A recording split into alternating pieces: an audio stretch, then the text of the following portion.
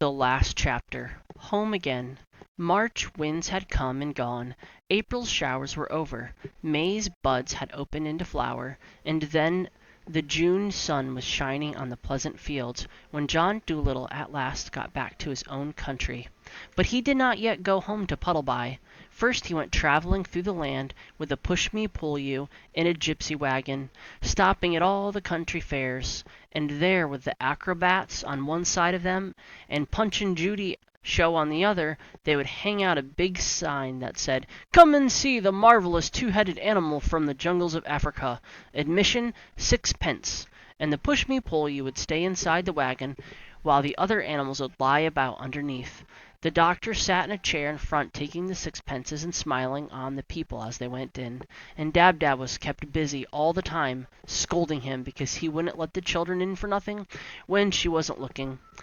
And the menagerie keepers and the circus men came and asked the doctor to sell them the strange creature, saying they would pay a tremendous lot of money for him. But the doctor always shook his head and said, "No, the push-me-pull-you should never be shut up in a cage. He shall be free always to come and go, like you and me." Many curious sights and happenings they saw in this wandering life, but they all seemed quite ordinary after the great things they had seen and done in foreign lands. It was very interesting at first, being sort of a part of the circus, but after a few weeks they had all gotten dreadfully tired of it, and the doctor and all of them were longing to go home. But so many people came flocking to the little wagon and paid the 6 pence to go inside and see the push-me-pull-you, that very soon the doctor was able to give up being a showman. And one fine day, when the hollyhocks were in full bloom, they came back to Puddleby, a rich man, to live in the little house with a big garden. And the old lame horse in the stable was glad to see him, and so were the swallows, who had already built their nests under the eaves of the roof, and the young ones, and had young ones. And Dab-Dab was glad too to get back to the house, for she knew so well, although there was a terrible lot of dusting to be done, with cobwebs everywhere. And after Jip had gone and shown his golden collar to the conceited collie next door, he came back and began running around the garden like a crazy thing, looking for the bones he had buried long ago, and chasing rats out of the tool shed, while Gub-Gub dug up the horseradish, which had grown 3 feet high in the corner by the garden wall. And the doctor went and saw the sailor who had lent him the boat, and he bought 2 new ships for him, and a rubber doll for his baby, and he paid the grocer for the food he had lent him for the journey to Africa. And he bought another piano, and put the white mice back in it, because they said the bureau drawer was draughty.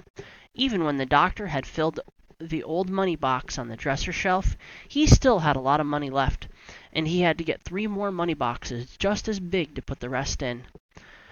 "Money," he said, "is a terrible nuisance, but it's nice not to have to worry."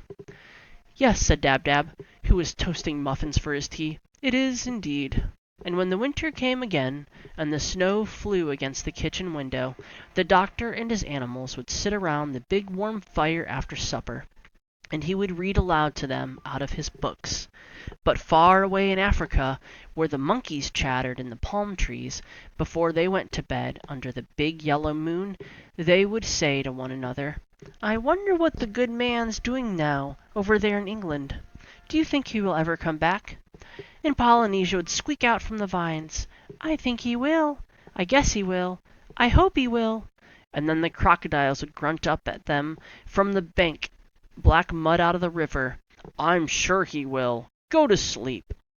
The end.